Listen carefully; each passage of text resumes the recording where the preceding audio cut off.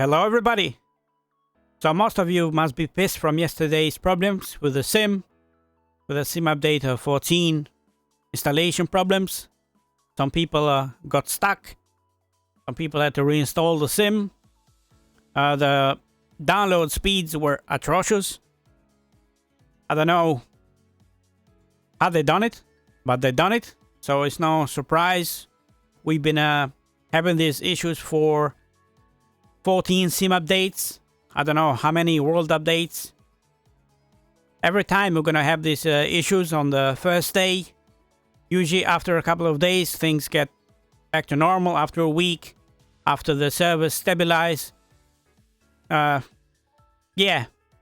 it's a normal thing for Xbox simmers especially to endure this stuff on launch.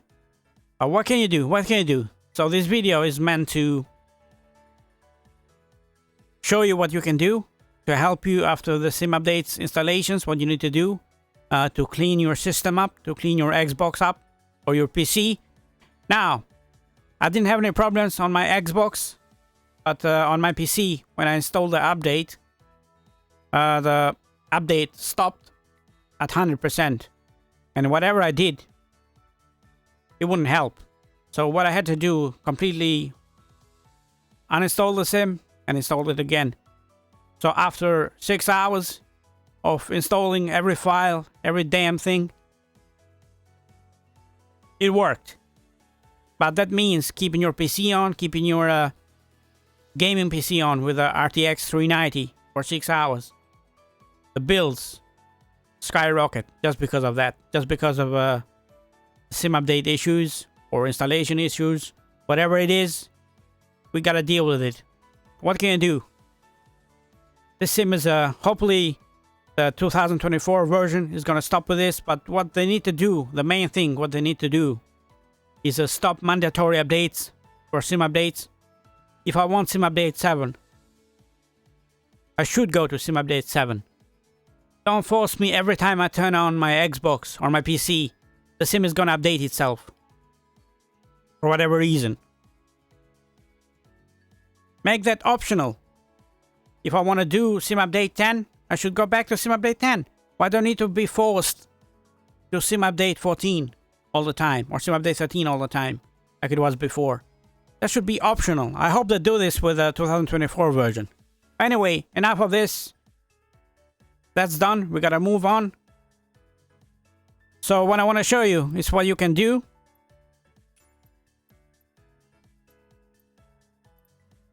to help you with the sim. So what you need to do is go to general options, go to data. Now this thing, I like to turn these things off. I don't like to keep this on. World air traffic, that helps. Same with the live weather, I turn that off. Multiplayer, if you want to fly online, you do that, but I usually don't. I keep that off as well. I just keep the online functionality on. The Bing data world graphics on. For the geometry, of course, you need that on, because the sim is going to look bad without it.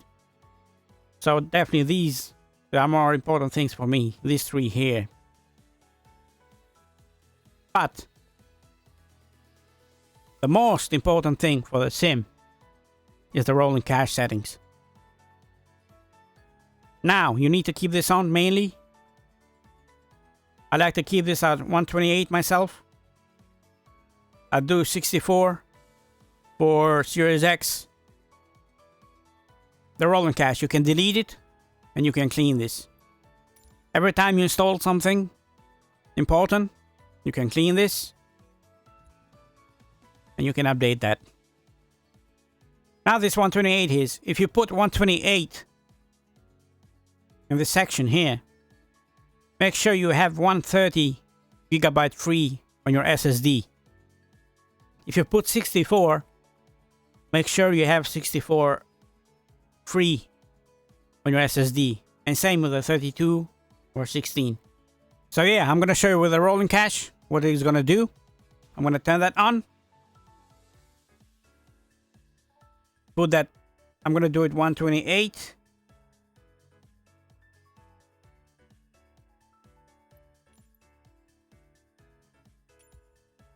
and apply and save. Now that's gonna update the rolling cache. It's gonna check everything. It's gonna check that everything is correctly.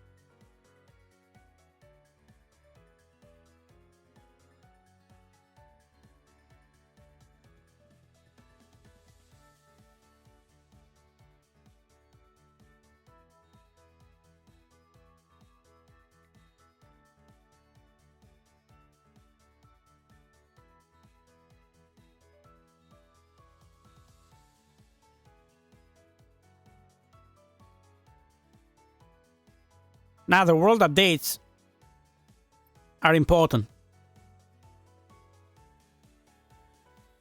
It's better if you don't keep all these installed, if you don't install all of these.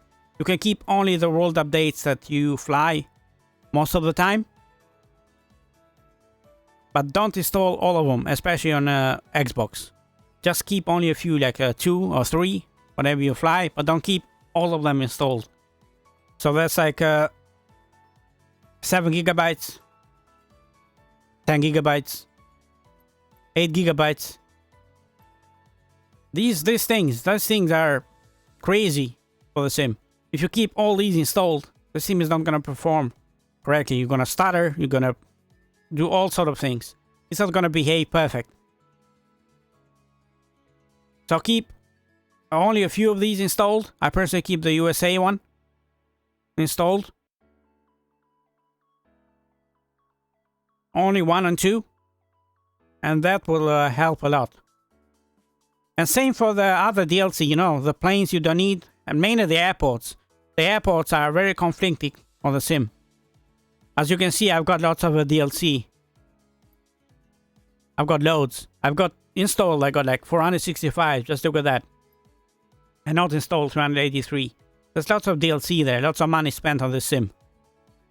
For me, probably would be would be like 5k I spent on the sim in the 2 years. Maybe even more. I don't know. To be honest, I don't know. Could be 5k. Easy. Like, I know lots of people had issues with this plane. The FSR 500. Like a stutter. CDDs. Others didn't have a problem at all. Because they clean the cache all the time. They completely wipe out their Xbox. They install everything from scratch. And that helps as well. So some have problems and some don't. But yeah, hopefully things are gonna get sorted for the 2024 version. I think 2020 version is like a overall beta for all of us to test on Xbox. 2024 version is gonna be the main sim for Xbox users. And hopefully everything is gonna get sorted. So don't stress yourself over this stuff. Just keep going. It's no point being negative and stressing yourself. Just keep trying. If you do any of this stuff that I showed you, you know, the procedures, but keep trying. That's gonna help you a lot. So yeah, take care and all the best. Keep flying.